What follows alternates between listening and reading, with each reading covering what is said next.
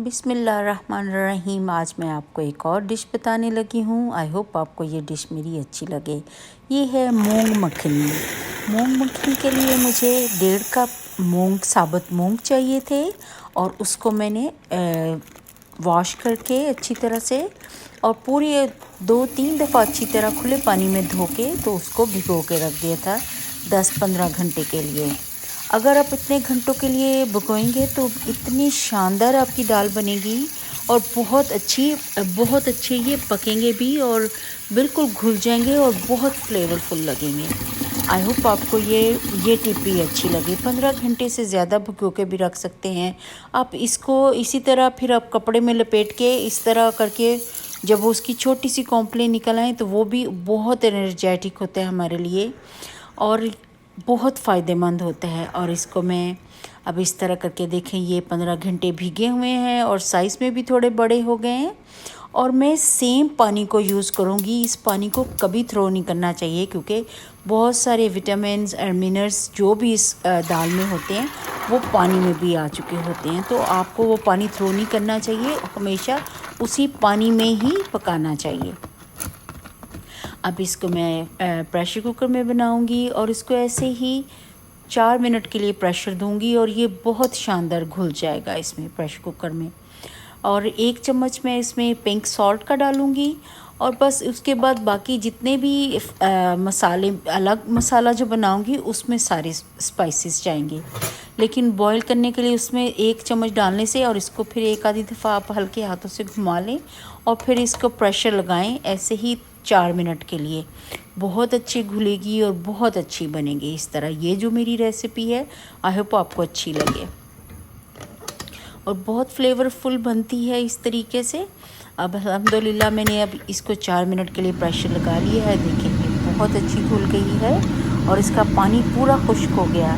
पर मैं इसमें थोड़ा सा पानी डाल के उसको 1 आधे मिनट के लिए और इसको कर लूँगी ताकि ये और अच्छी तरह से उसमें जो पानी थोड़ा सा मुझे एक्स्ट्रा चाहिए होगा उसके लिए वो इस तरह बन जाएगा। और अब मैं अनियन को चॉप कर लूँगी। ऐसे ही 1.5 अनियन मुझे चाहिए इसके लिए। मीडियम साइज़ का ही बस प्याज होना चाहिए। बड़े साइज़ का हो तो एक भी आप यूज़ कर सकते हैं। अब इसको अच्छी तरह से चॉप कर लें छोटा छोटा। प्याज को चॉप करने के बाद इसी तरह ही सब्ज़ मिर्च को भी चॉप कर लें और उसके बाद धनिया को भी चॉप कर लें। ये सारी चीज़ों को आप चॉप करके तो उसके मसाले के लिए, और मैं जब भी इसको बनाती हूँ तो उसके लिए मैं बटर यूज़ करती हूँ। बटर में क्योंकि ये मूंग मखनी है तो उसके लिए बटर भी जाएगा, व्हिपिंग क्रीम भी जाएगी जो कि 35% क्रीम है और उसमें साथ क्या उसे कहते हैं और 2-1 टेबलस्पून दही भी जाएगा। ये बहुत फ्लेवरफुल बनती है दाल। जब भी बनाएं बहुत सबको बहुत पसंद आती है। आई होप आपको भी ये मेरी डिश अच्छी लगे और अगर अच्छी लगेगी तो प्लीज़ थम्स अप भी ज़रूर दें और सब्सक्राइब भी करें मेरा चैनल प्लीज़। अभी मैं ग्रीन चिली चॉप कर रही हूँ। वो थोड़ा सा प्याज मैंने रख ली है, सैलड के काम आएगा। अब इसी के साथ जो है ये धनिया है, इसको मैं छोटा छोटा चॉप कर लूँगी।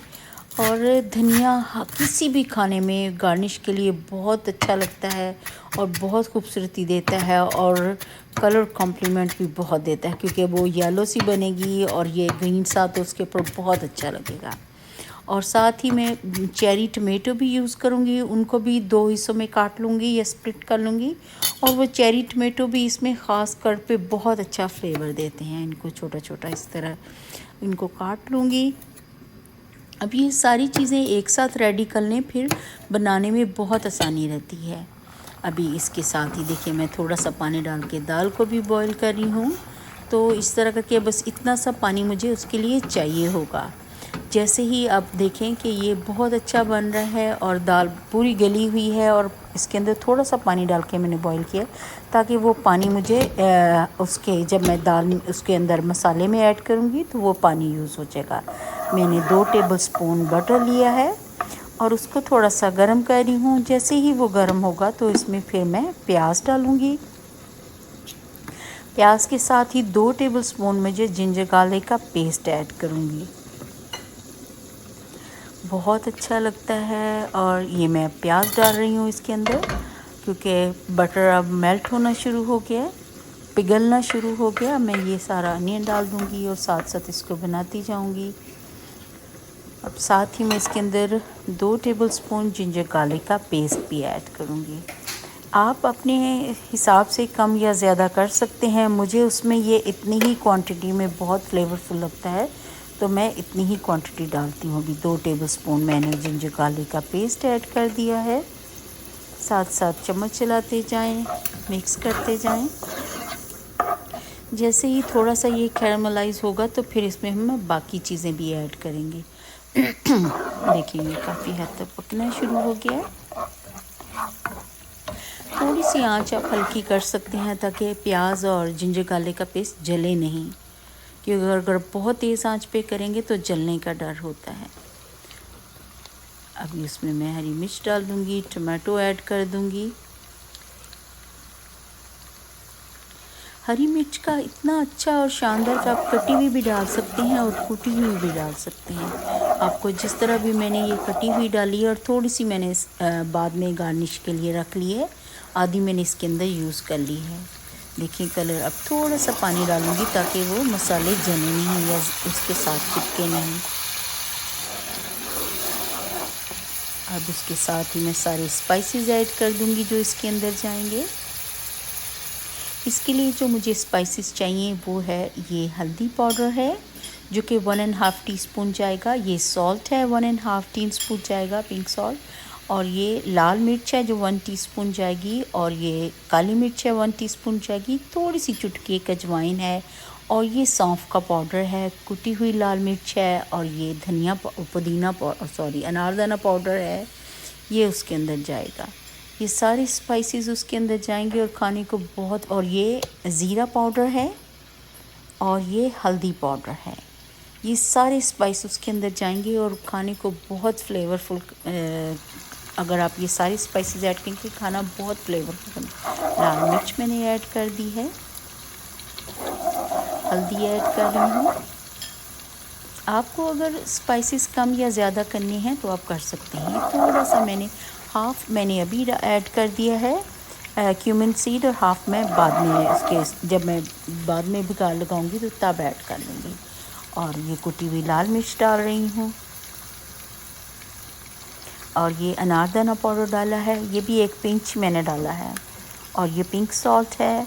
और क्योंकि मैंने पहले जब बॉईल किया था तो 1 टीस्पून डाला था, तो अभी मैं इसमें हाफ़ टीस्पून मैंने पिंक सॉल्ट ऐड किया है, कहीं ज़्यादा ना हो जाए। और फिर मैं टेस्ट करूँगी, अगर कम होगा तो मैं बाकी का बचा हुआ भी ऐड कर दूँगी।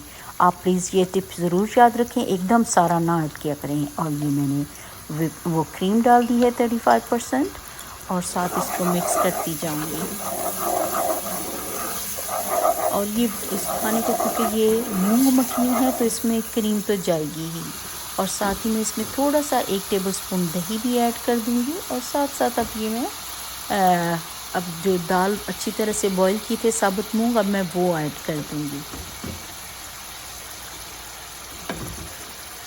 और साथ साथ इसको मिक्स करते जाएं। अब मसाले बहुत अच्छी तरह से पक गए थे, तो अब उसके अंदर मैं बाकी चीज़ें अब ऐड की हैं, तो अब साथ साथ हिलाते जाएं। इसका कलर इतना अच्छा आएगा, बहुत इतनी यमी बनती है ये दाल। और वैसे भी इसमें बहुत ज़्यादा कार्ब नहीं होते, ये डायबिटिक के लिए भी बेस्ट है। और ये अगर जो वेट वॉचर हैं उनके लिए भी ये बहुत दाल अच्छी है। और इसमें प्रोटीन बहुत हाई मिकदार में होती है।